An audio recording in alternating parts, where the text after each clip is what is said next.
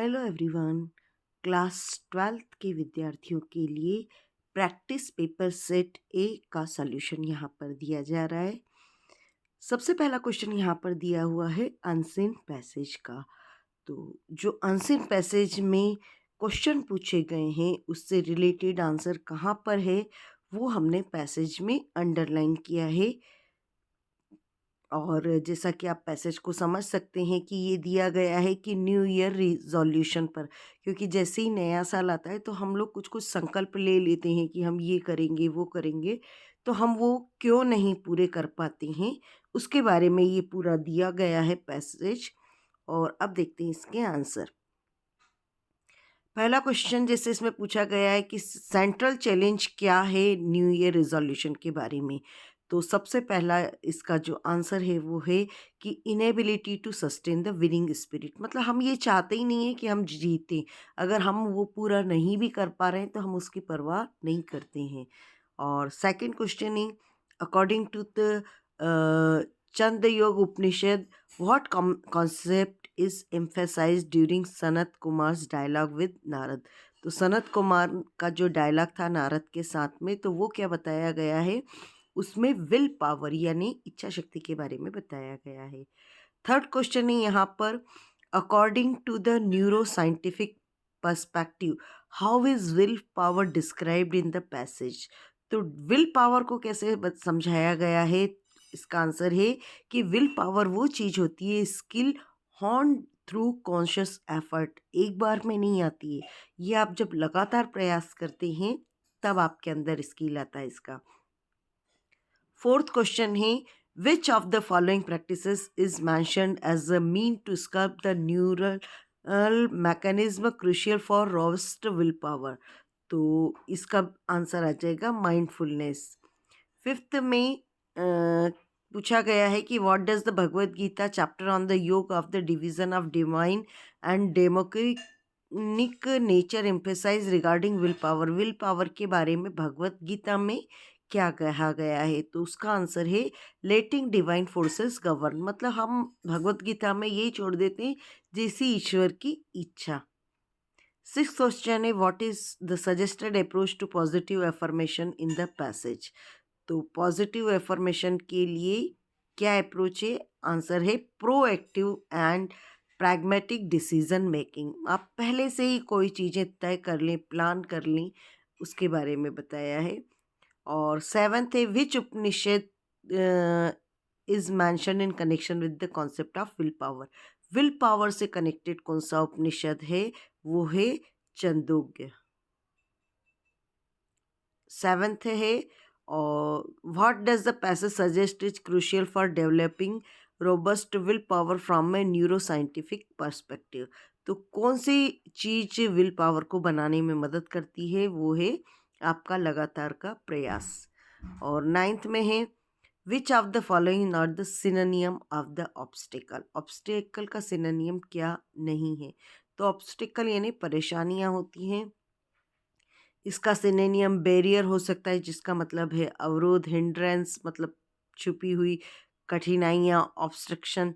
लेकिन ये जो बूस्ट है, बूस्ट तो एक आपको बढ़ावा देने का काम करता है।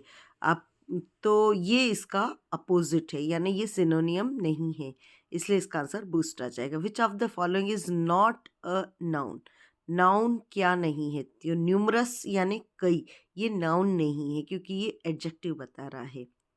तो क्वेश्चन में हमेशा ये भी देख ले कि नॉट लिखा हुआ तो नहीं है कहीं, क्योंकि आपको अगर पहला बार में ही पढ़ने में आ जाता है जैसे ऑब्स्टिकल का बैरियर, तो आप उसको मार्क कर देते हैं, लेकिन हमको पढ़ना था कि सिनोनियम नहीं है, उसको देख के आप आंसर करेंगे। सेकंड पैसेज है, इसमें आपको टाइटल और नोट्स बनाने हैं। तो ये रीडिंग हैबिट के बारे में पैसेज दिया है और इसमें ऐसा बताया गया है कि जनरली हम किताबें खरीदने के बजाय लेकर पढ़ लेते हैं, लेकिन लेकर पढ़ने के लिए हमको कई चीज़ें ध्यान रखनी पड़ती है कि ना तो वो पेज मुड़े, उसको बहुत केयर से रखें, उस पर कुछ मार्क ना करें।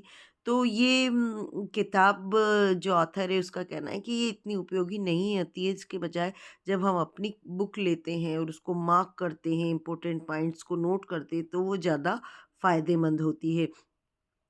इसके अलावा ऑथर ने ये भी सजेस्ट किया है कि हमारी बुक हम नहीं पढ़ पाते हैं। कई लोगों का ऐसा भी कहना रहता है कि चूँकि दूसरे की बुक है, हमने ली है और उसको वापस भी देना रहता है, तो इसलिए हम उसको पढ़ लेते हैं और अपनी बुक पढ़ने में अगर यदि हम खरीद के रख लेते तो नहीं पढ़ पाते।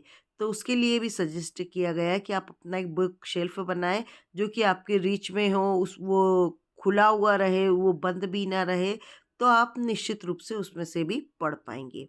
तो टाइटल है रीडिंग के बारे में, और नोट्स में हम देख सकते हैं कि अगर हमने कोई किताब ली है तो वो कैसे होती है, एक गेस्ट की तरह से होती है, और उसमें हम बहुत ध्यान रखते हैं, उसको केयरलेसली भी नहीं रख सकते, ना ही उसको मार्क कर सकते। लेकिन जो हमारी बुक होती है उसको हम क्या करते हैं, उसमें हमारा अफेक्शन ज़्यादा रहता है और हम अपने फेवरेट पेज को मार्क भी कर सकते हैं।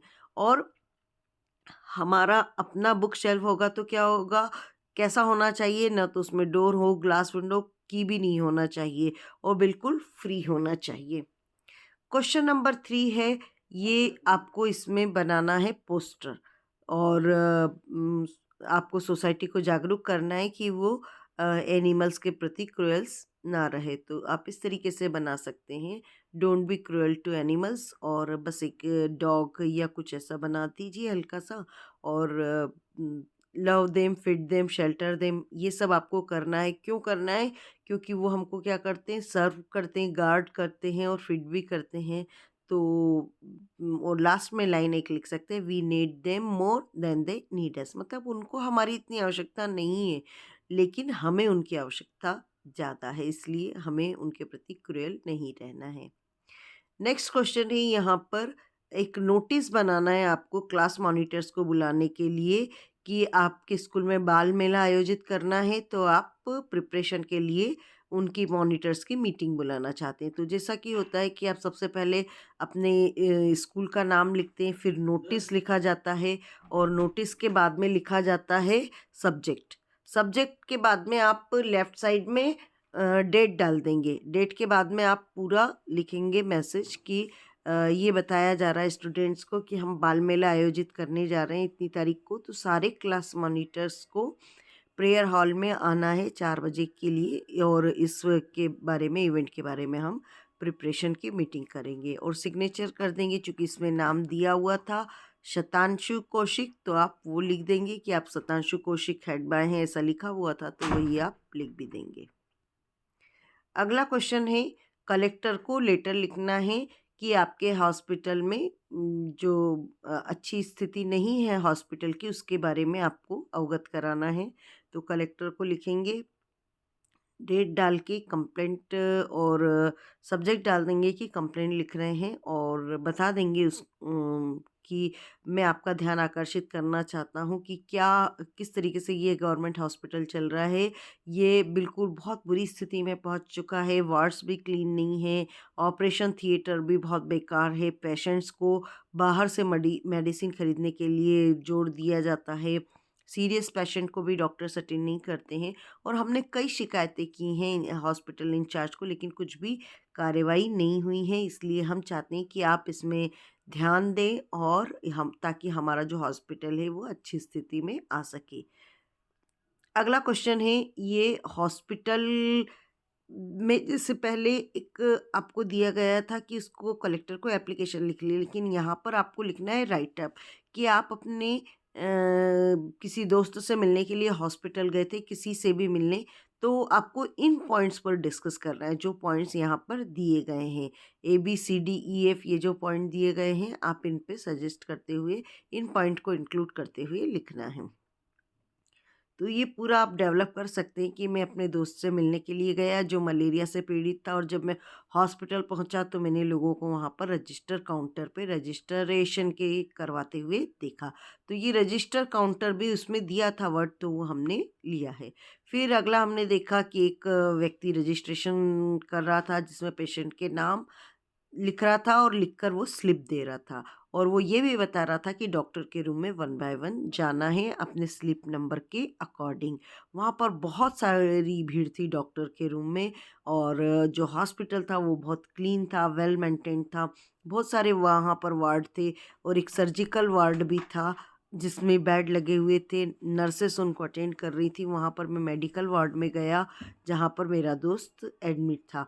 उसने मुझे स्माइल दी और ये भी कहा कि वो ठीक हो रहा है। मैं करीब आधा घंटे तक उसके साथ रुका और फिर उसे फिर से मिलने का प्रॉमिस करके निकल लिया। अगला यहाँ पर दिया है शॉर्ट पैराग्राफ लिखना है। तो ये हमने इम्पोर्टेंस ऑफ ट्रीज का लिख लिया है शॉर्ट पैराग्राफ की। प्लांट फॉर प्लेनेट, मतलब प्लेनेट के लिए आप प्लांट करें। Nature has given is many invaluable gifts, प्रकृति ने हमें बहुत उपहार दिए हैं और वृक्ष उनमें से एक है। वृक्ष हमारे जीवन में, हमारी समाज में बहुत बड़ा योगदान करते हैं। ये हमारे पर्यावरण को शुद्ध रखते हैं प्रदूषण से, और वृक्ष हमें ऑक्सीजन देते हैं, कार्बन डाइऑक्साइड लेते हैं और क्लाउड फॉर्मेशन में मदद करते हैं जिससे कि रेनफॉल होता है। इससे सॉइल इरोजन और फ्लड भी बचता है। हमें medicine, fruits, timber, flower, rubber ये सब देते हैं और उनकी जो ब्रांचेस होती हैं वो बर्ड्स का होम होती हैं। ट्री इकोलॉजिकल बैलेंस भी बनाए रखते हैं, तो इसलिए हमको अपने सर्वाइवल के लिए ज़्यादा से ज़्यादा ट्री ग्रो करना चाहिए। आप इससे ज़्यादा भी लिख सकते हैं, लेकिन कम से कम कुछ एक पॉइंट्स हमारे याद किए हुए रहते हैं तो उसको आगे डेवलप करना ठीक रहता है। तो ये इसका एक पैराग्राफ था। अब अगला है ग्रामर। ग्रामर में हम देखते हैं कि मेहनत करो नहीं तो तुम फेल हो जाओगे। तो जाओगे के लिए बच्चे सोच सकते हैं कि विल आएगा या शुड आएगा। तो विल तो चूंकि हेल्पिंग वर्ब है और यहाँ पर जो मॉडल्स होते हैं वो जस्ट अपोजिट होते हैं। यू के साथ तो विल आता ही है, लेकिन जब यू के साथ शुड आएगा तभी तो वो मॉडल का काम करेगा। और यहाँ पर ये पूछे गए हैं कि आप यदि आप मेहनत करेंगे तो आप अन्यथा आप फेल हो जाएंगे। सेकंड में है फॉन्ड के साथ में ऑफ आएगा। तो ये कुछ एक वर्ड्स होते ही हैं जिनके साथ में ऑफ लगता है, जैसे fond of, afraid of, died of. ये तीन तो आप विशेष करके ध्यान रखिए कि जिनके साथ ऑफ लगता है। तीसरा है कि क्या मैं कॉफ़ी ले सकता हूँ। अब ये आपको डाउट हो सकता है कि भाई क्वेश्चन वाले वाक्य जो होते हैं इंट्रोगेटिव, उसमें हम एनी लगाते हैं और यहाँ पर सम क्यों आया है। तो जब कभी हम ऑफर करते हैं या हमारा क्वेश्चन ऐसा होता है कि जिसका आंसर हाँ में निकलने वाला होता है, तो उसमें हम सम लगाते हैं। तो यहाँ पर रिक्वेस्ट हो या ऑफर हो तो वहाँ पर इंट्रोगेटिव होते हुए में भी वो उसमें सम लगाया जाएगा। तो कैन आई हैव कॉफ़ी, ये प्रश्न पूछा गया है तो रिक्वेस्ट की गई है एक तरीके से, इसलिए यहाँ पर सम आएगा। और ये फोर्थ वाले में हम देखते हैं तो यहाँ आएगा हैवंट ईटन। और फिफ्थ में जैसा कि आपको पता है कि एब्रीवेशन में हम एन लगाते हैं तो एन आएगा। और सिक्स में है कि उसने मेहनत की लेकिन फिर भी वो फेल हो गया, तो फिर भी के लिए यहाँ पर वर्ड आएगा येट। अब देख लेते हैं इसकी ग्रामर। पैसिव वाइज में चेंज करना है तो ये तो आपको पता है, मी का हो जाएगा आई। आई और चूंकि हेल्पिंग वर्ब तो आती है, प्रेजेंट का वाक्य है तो आई के साथ में एम आएगा। और पैसिव वाइज का कंपलसरी नियम है कि वर्ब का थर्ड फॉर्म तो आई एम नोन बाय हर नहीं आएगा, है ना। नो के लिए हमेशा टू आता है, इसलिए यहाँ आएगा आई एम नोन टू हर।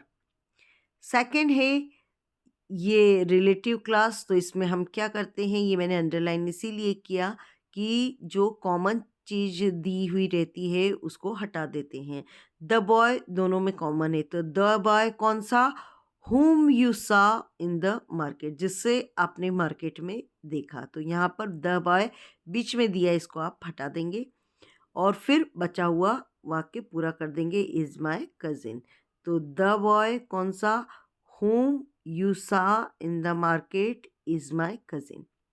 अगला है नो सूनर से आपको एस सुन एज बनाना है, तो नो सूनर की जगह पर ही एस सुन एज लगेगा। द टीचर, अब यहाँ पर ये डिड लगा हुआ था इसलिए यहाँ पर हो जाएगा ये एंटर्ड। अगर यहाँ डू होता तो एंटर होता, डज होता तो एंटर्स हो जाता, डिड दिया है तो ये हो जाएगा एंटर्ड। और जहाँ पर भी ये देन दिया हुआ होता है उस देन की जगह पर हम लगा देते हैं कॉमा, बाकी सब वही रहेगा। और ये जो अंडरलाइन किया हुआ क्लास बताना है तो दैट से हमेशा जो क्लॉज आता है वो नाउन क्लॉज ही होता है। अगला है इनडायरेक्ट नरेशन। तो he said to me where does Anuj live, और क्वेश्चन मार्क है तो यानी पूछा गया है, इसलिए यहाँ पर सेट के बजाय हम लिखेंगे आस्ड। किससे पूछा है उसने प्रश्न? मुझसे। ही आस्ड मी, यहाँ पर टू पैसिव, इसमें इनडायरेक्ट में हम कभी नहीं लिखते हैं। क्या पूछा उसने कि अनुज कहाँ रहता है, तो वेयर अनुज लिव के बजाय क्या हो जाएगा? लिव्ड, क्योंकि आपने बाहर ही लिख दिया है आस्ड। अब अगला है अनलेस। तो अनलेस का एक स्पष्ट नियम है कि जहाँ इफ और डू नॉट डज नॉट को हम हटा देते हैं। इफ को हटाया, अनलेस लगाया, डोंट को भी हटा दिया। क्योंकि ये डोंट था इसलिए यहाँ पर वर्क ही रहा, अन्यथा अगर ये डजंट होता तो ये वर्क्स हो जाता। बाकी सारी चीज़ें वैसे की वैसी ही रहेंगी। तो ये बहुत ईजी हो जाता है। यदि हमको इफ और डोंट मिल जाता है तो सिंपली उनको रिमूव करके अनलेस लगा देते हैं।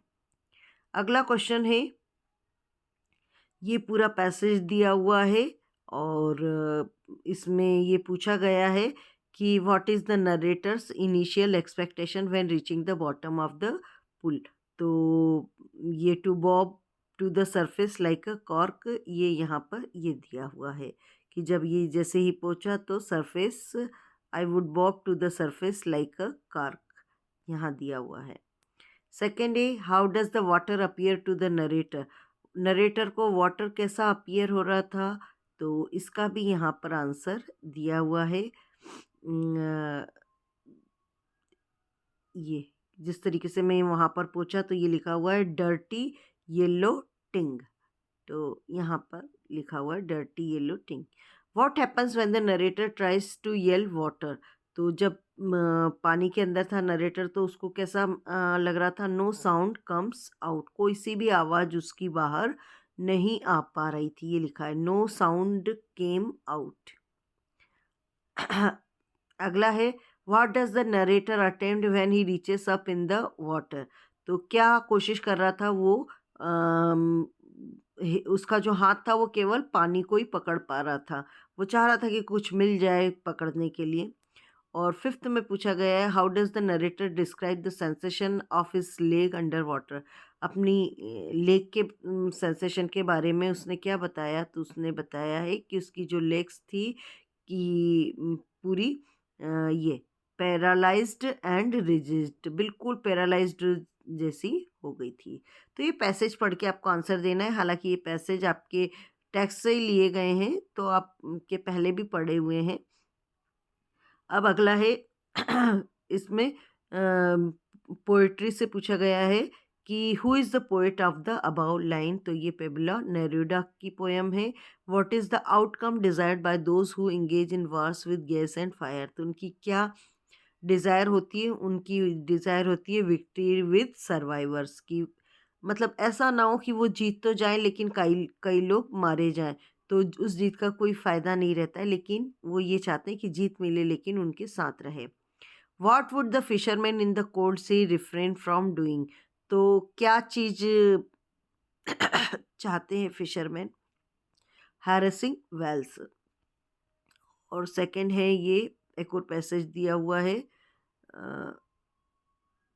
What did Sadao meet Hana for the first time. कब कहाँ पर मिले थे सदैव? तो वो अमेरिका में।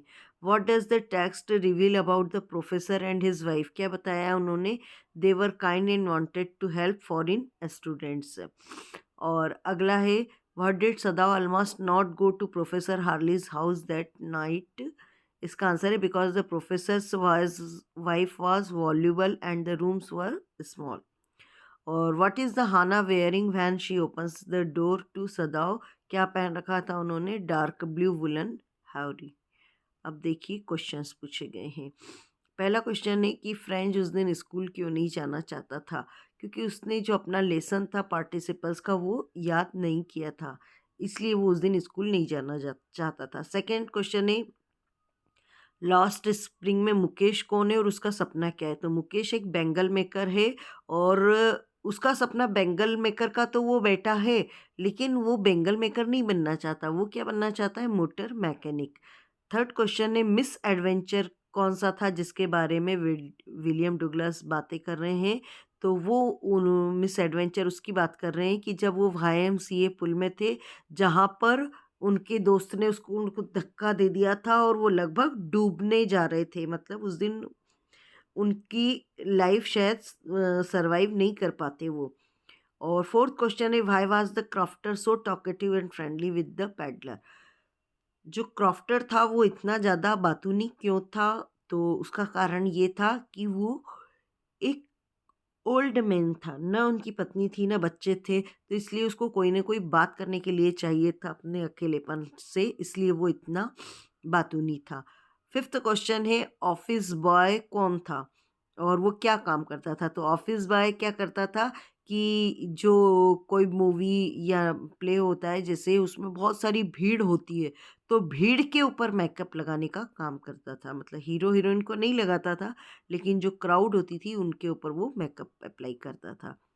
अब अगला सिक्स क्वेश्चन है, क्या ऑप्शन थे सोफी के पास में? तो सोफी क्या सपने देखती थी? सोफी सपने देखती थी कि या तो वो एक बुटीक खोल ले, या एक्ट्रेस बन जाए, या फिर फैशन डिजाइनर। अगला क्वेश्चन है, किस तरह के पेन की बात पोएट ने की है? तो पोएट जब उसकी मदर की उसको लगता है कि मदर की एज ज़्यादा हो गई है, तो उसको ऐसा लगता है कि उसकी माँ बूढ़ी सी हो गई हैं और वो लगभग अब डेथ के करीब हैं। सेकंड क्वेश्चन है, ब्यूटीफुल थिंग हमको क्या प्लेजर देती हैं? तो वो हमेशा के लिए एक जॉय देती हैं और ये लगातार हमारे खुशी का एक सोर्स होती हैं। Why does the poet call the car selfish? Poet ने कार को सेल्फिश क्यों कहा है? तो पोएट ने कार को सेल्फिश इसलिए कहा है कि क्योंकि उसके अंदर के जो लोग हैं उनको दूसरे लोगों के बारे में जरा भी परवाह नहीं है। फोर्थ क्वेश्चन है, what are the different types of wars mention in the poem keeping quiet? Keeping quiet में किस प्रकार के वार की बात की गई? तो ग्रीन वार, गैस से वार और फायर वार, तो तीन तरह के वार की बात की गई है। Question number 12, Charlie third level पे कैसे पहुंचा? तो चार्ली अपना ग्रैंड सेंट्रल में जब रास्ता भटक गया तो उसने एक दरवाज़ा देखा और उस सीढ़ियों के पीछे चलते चलते वो थर्ड लेवल पे पहुंच गया। टाइगर किंग को ये नाम कैसे मिला? तो टाइगर किंग ने बहुत सारे टाइगर मार दिए थे अपने ज़िंदगी को, क्योंकि उसकी ज़िंदगी को टाइगर से खतरा था, तो उसने कई टाइगर मारे, इसलिए उसका नाम टाइगर किंग रख दिया गया। थर्ड क्वेश्चन है, how does dairy get his face burn? Dairy का फेस कैसे जल गया था? तो वो एसिड से जल गया था। Question number 13, how did the order from Berlin change the atmosphere in the school? Berlin से जो ऑर्डर आया उससे स्कूल में माहौल कैसा चेंज हो गया? तो जो हजल बजल स्कूल का माहौल होता है उससे शांत हो गया, क्योंकि हमेशा स्कूल में कभी जब स्कूल लगता है या बच्चों की छुट्टी होती है तो एक अजीब सी रश और ये आवाज़ें आती रहती हैं, लेकिन एक आदेश आने के बाद कि अब वहाँ पर ये पढ़ाया नहीं जाएगा, तो एक चुप्पी सी छा गई थी। और क्वेश्चन नंबर 2, डुगलास ने अपने वाटर से फ़ियर को कैसे जीता? तो उनको वाटर से, पानी से बहुत डर लगता था जब वो एक बार डूबने से डूबते-डूबते बचे थे। तो उसके बाद में जब वो एन्जॉय नहीं कर पा रहे थे कोई भी वाटर के एडवेंचरस स्पोर्ट्स वग़ैरह, तो उन्होंने फिर उस डर से निकलने के लिए क्या किया कि स्विमिंग लेसन अपने एक इंस्ट्रक्टर से लिया। और क्वेश्चन नंबर 3, राजकुमार शुक्ला को इतना रिज़ोल्यूट क्यों थे? तो राजकुमार शुक्ला रिज़ोल्यूट इसलिए बताए क्योंकि वो गांधी जी जहाँ कहीं पर भी जाते थे, वो वहाँ उनके साथ-साथ जाते थे और उनसे रिक्वेस्ट करते थे कि वो उनके ज़िले में चलें, क्योंकि उनको बता दिया गया था कि गांधी जी बहुत व्यस्त हैं, वो नहीं आ पाएँगे, लेकिन फिर भी वो अपनी जिद पर अड़े रहे और आखिर वो बुलवा के ही माने। अगला क्वेश्चन है कि central idea my mother eight 66 का सेंट्रल आइडिया तो ये है, इसमें मुख्य रूप से फैक्टर जो बताया गया है वो एजिंग, क्योंकि ये एक प्रकृति का नियम है और इसमें बहुत ही ब्यूटीफुल बॉन्ड बताया गया है मदर और उसकी डॉटर के बीच में। सेंट्रल आइडिया बताना है थिंग ऑफ ब्यूटी का, इसमें ये बताया है कि जो खूबसूरत चीज़ें होती हैं वो सभी के लिए खुशी का कारण होती हैं और खुशी हर जगह है, सिर्फ़ हमको उसको देखने की नहीं, सुनने की भी ज़रूरत है। और यदि हम पॉज़िटिव रहते हैं, सकारात्मक रहते हैं, तो ये जो दुनिया है, ये बहुत ही एक खूबसूरत स्थान बन जाती है। क्वेश्चन नंबर 15, जो थर्ड लेवल है, वो सिर्फ़ चार्ली के लिए एक इस दुनिया से भागने का माध्यम था, ये कैसे बताएँगे? तो थर्ड लेवल में जैसे बताया गया कि वो एक स्टेशन पहुँच जाते, तो एक्चुअल में थर्ड लेवल कोई होता ही नहीं है स्टेशन। और वो चूँकि पुरानी दुनिया को बताता है, उनको सब चीज़ें पुरानी-पुरानी अच्छी लगती थी, तो ये अपनी इस वर्तमान की दुनिया से नाखुश थे, जिसमें डर, चिंता ये सारी चीज़ें हैं, तो वो इस दुनिया से भागना चाहते थे। इसलिए एक उनकी मनगढ़ंत कल्पना थी और ये और कुछ भी नहीं था। फिर अगला क्वेश्चन है कि सदाओ के कैरेक्टर स्केच के बारे में बताओ। तो ये एक्चुअल में फेमस सर्जन थे, साइंटिस्ट थे और वो बहुत ही सिम्पैथेटिक थे, सहानुभूति रखते थे और अपने प्रोफ़ेशन के प्रति लॉयल थे। मतलब जो डॉक्टर थे, उस डॉक्टर के प्रति, एक डॉक्टर का एक कर्तव्य होता है जीवन बचाना, वो उसके प्रति लॉयल थे और इसीलिए उन्होंने एक घायल दुश्मन की भी दुश्मन सैनिक की मदद की। क्योंकि यदि वो सिर्फ़ देशभक्ति ही मानते, तो वो दुश्मन सैनिक को ठीक नहीं करते, लेकिन देशभक्ति से ज़्यादा वो अपने प्रोफ़ेशन के प्रति लॉयल थे, इसलिए उन्होंने उसको मदद की। तो यहाँ पर आपकी सब ये पेपर ख़त्म होता है और अब हम 12th के इम्पोर्टेंट क्वेश्चंस अपलोड करते रहेंगे। बने रहिएगा मेरे चैनल पर। Thank you.